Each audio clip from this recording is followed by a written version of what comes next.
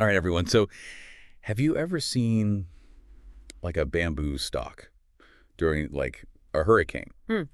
Bamboo's not really known for being super strong, Yeah. right? At least in like a brute strength kind of way. Right. It's more about, flexibility, right? Like Yeah. it bends with the wind and it can survive even like really intense storms that might completely destroy, a big oak tree. Yeah.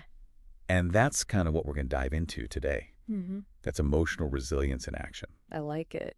And to help us really unpack all of this, we have a real expert on resilience joining us today. Welcome to the show. Thanks for having me. I'm excited to be here. Yeah.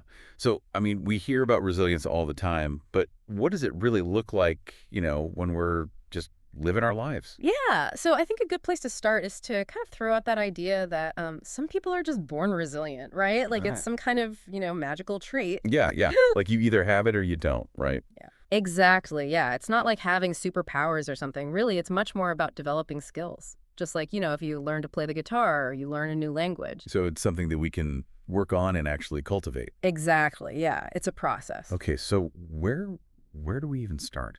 So a really good starting point is to think about how we view challenges. There was a study actually back in 2019 in the International Journal of Psychology, and they found that people who are really resilient, they tend to see setbacks not as these impossible roadblocks, but more as opportunities for growth. So instead of thinking, oh, why me? Why is this happening? It's more about what can I learn from this? Yes, exactly. It's about changing from what we call a fixed mindset, where we think our abilities are, set in stone, and moving towards a growth mindset, where we embrace those challenges as chances to learn and grow. So is this just some sort of like self-help thing, or is there actual science behind this? No, there's real science behind this.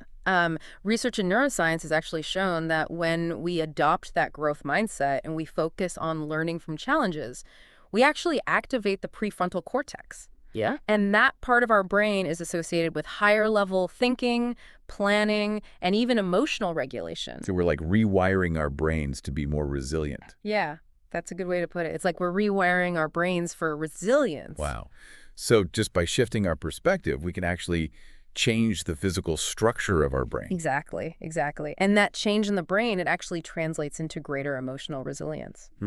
So it allows us to handle stress and challenges, with more ease. So reframing challenges as opportunities. Okay, that's a really powerful first step. What else can we do to build up that resilience muscle? So this one might seem kind of obvious, but self-care is really important. Okay. And I don't just mean, bubble baths and face masks, although those can be nice too. But I'm talking about like really consciously trying to get enough sleep, eating nutritious foods, moving our bodies, and making time for relaxation. Right, because we've all heard that saying. Yeah. You can't pour from an empty cup, right? Exactly. Exactly. But I'm curious, how does self-care actually relate to resilience? It seems like self-care is something we do just for ourselves, but resilience is often about how we deal with stuff coming at us, right? Yeah. External challenges. That's a great point. And you're right. Self-care is about taking care of ourselves. But when we don't take care of our own well-being, we basically deplete our emotional reserves. Okay. And that makes us much more vulnerable to stress and burnout. Oh, okay. That makes sense. Yeah. And It's like trying to run a marathon without eating any food first. yes, exactly. There's a study, actually. It was done at the University of Michigan back in 2014. And they found that people who have consistent self-care practices are not only less stressed overall, but they're also able to recover from setbacks so much faster. They had that like bounce back ability because they had taken the time to build up their inner resources. So it's like self-care is the foundation that we need to build our resilience on. Yes, exactly. I like that. It gives us the physical and the emotional resources to weather those tough times. Yeah. You can think of it almost like each act of self-care as a deposit into like your emotional bank account. You're building up those reserves of strength and clarity and well-being. And then you can draw on those when you're faced with a challenge in life. I like that. Yeah. But let's be real. Even when we're taking care of ourselves, life throws curveballs sometimes, right? Right. And those are the times when we're hit with those really tough emotions.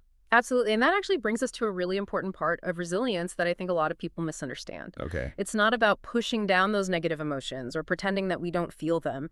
It's more about learning to approach them, with courage and with compassion. So we shouldn't try to like fight those feelings Yeah. or act like they're not there. Exactly. Yeah. Think of it like imagine you're trying to dam a rushing river. You might be able to hold it back for a little while, Okay. but eventually all that pressure is going to build up and it's going to break through and it'll be even more powerful. That's a powerful image. So are you saying that we should just let our emotions run wild? No, not exactly. It's more about acknowledging and accepting our emotions without judging them. There was a 2017 study, it was published in the Journal of Emotional Psychology, and they found that it's not about, liking those difficult emotions, but it's about making space for them and trying to understand where they're coming from. Okay. That helps us process them more effectively. So instead of being like, "Ugh, I shouldn't be feeling this way," Yeah. it's more like, okay, this is what I'm feeling. What can I learn from this? Yes, exactly. It's about recognizing that our emotions, even those tough ones, they're only temporary. They're not going to last forever. That's a good point. So we've got reframing, we've got self-care, we've got facing our feelings. What other resilience-boosting strategies should we have? So, and another really powerful tool, and it's often overlooked, is connection. Resilience, it's not something we have to do all alone. It actually thrives when we have healthy, supportive relationships. Right, like that saying, shared joy is a double joy, shared sorrow is half a sorrow, right? Yeah. Having those people to lean on makes a huge difference. That's right. When we have close relationships, they give us a safe space to process our emotions, to get different perspectives, and to, have that encouragement when we need it most. So it's like having, that network of people around us is like having a safety net, when we're walking a tightrope. Like, it doesn't mean we won't wobble a little, but it makes it much less likely that we'll fall. Exactly. Yeah, and there's research to support that. Like there was a study in 2018 from the University of Toronto, and they found that people who have those strong social connections, they tend to be happier, healthier, overall. But what's really interesting is that they also found that these same people, they could tolerate pain better. Wow. It's like just knowing that they had people in their corner actually changed how their body responded to stress. So it's not just like in our heads, right? Like it has a real physiological impact having those people around us. Yeah. Yeah, absolutely. I'm noticing a pattern here. We've got, reframing those negative thoughts, self-care, embracing those emotions, and then connecting with other people. Yeah. It seems like all these things, they all kind of work together to build up, that inner strength and our support systems as well. Yeah, that's a great observation. And that kind of leads us to the final resilience boosting strategy that I wanted to share today. Okay, what's that? And it's all about learning to, kind of dance with the unexpected things in life. I like that. Tell me more about that. Okay, so life, it rarely goes exactly as we plan it, right? And sometimes those curveballs, they can really throw us off. But it's really how we respond to those unexpected detours that makes all the difference. So it's not about avoiding disappointments completely, but more about how we react when they happen. That's exactly it. And that's where this idea of being mentally flexible comes in. It's about learning to be adaptable, to be open to change, and being willing to adjust our expectations when we need to. Okay, so it's more about instead of getting stuck in that mindset of this isn't fair when things don't work out the way that we wanted them to. Yeah. It's more about saying, okay, what now? What can I do from here? Yeah. Exactly. Remember that vacation that you're talking about earlier that got, changed because of the hurricane? Yeah. That's actually a great example of mental flexibility. Oh, yeah. Because instead of letting that disappointment ruin the whole trip, you adapted, you found the joy in that unexpected change of plans, and it sounds like you actually ended up having a really great time. Yeah, it turned out to be a blessing in disguise. But I'll be honest, it took a little, mental gymnastics to get there. So how do we get better at that? How do we cultivate more of that mental flexibility? One thing that can be really helpful is to kind of, question our assumptions. Like, why do we think things have to be a certain way? Because a lot of times we can get so focused on how we think things should be that we miss out on opportunities and possibilities that are right in front of us. So loosening our grip on that need to have the perfect plan and be more open to however things turn out. Yes, exactly. And remember, this doesn't mean that we have to be happy all the time or pretend like disappointments don't affect us. It's more about just accepting that setbacks and challenges are just a normal part of life. And it's really about how we choose to deal with them that determines how resilient we are. Wow, this has been seriously eye-opening. I'm starting to see resilience not as something that some people just have and some people don't, but more like a toolbox, like a set of skills that we can all work on and get better at. Yeah, that's a great way to put it. It's just like anything else we want to be good at, right? Yeah. It takes practice, patience, and a willingness to learn, especially from our mistakes. So speaking of practice, Yeah. before we wrap up, is there like one small thing, something our listeners could do today to start building up those resilience muscles? What would you recommend? Sometimes it's those small little changes that can actually make a really big difference. Yeah. One thing I would suggest is to just take a few minutes today and just notice your thoughts. Pay attention to how you react to the different things that happen, those stressors you come across in your day.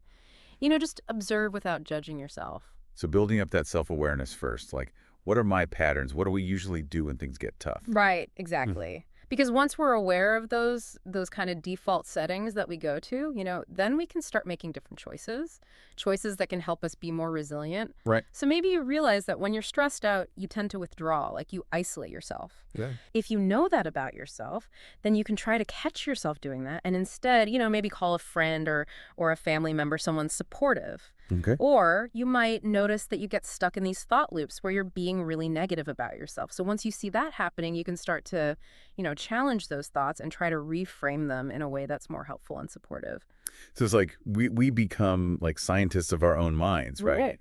We're observing, we're paying attention, and then we can start making more conscious choices based on what we notice. Exactly. I like that. And it's important to remember that this whole resilience thing, it's a journey, not like a destination. There's no finish line. Yeah. It's really about those small, consistent things that we do day in and day out. And over time, they build up our ability to get through those tough times, with more grace and courage and even wisdom. This has been fantastic. I really feel like I've learned a lot from this deep dive on emotional resilience. It's really amazing to realize that we all have the power to cultivate this incredible strength inside of ourselves. Absolutely. And you don't have to do it all alone. Lean on your people, your friends, family, whoever you trust, and don't be afraid to ask for help if you need it. And then celebrate those wins, no matter how small they may seem. Those are great reminders. Thank you so much for joining us and sharing your expertise. It was my pleasure. And to everyone listening, remember, you are stronger than you think. You have what it takes to overcome challenges, and you have the power within you to build a life full of resilience and joy. So until next time, deep divers, keep exploring, keep growing, and keep shining.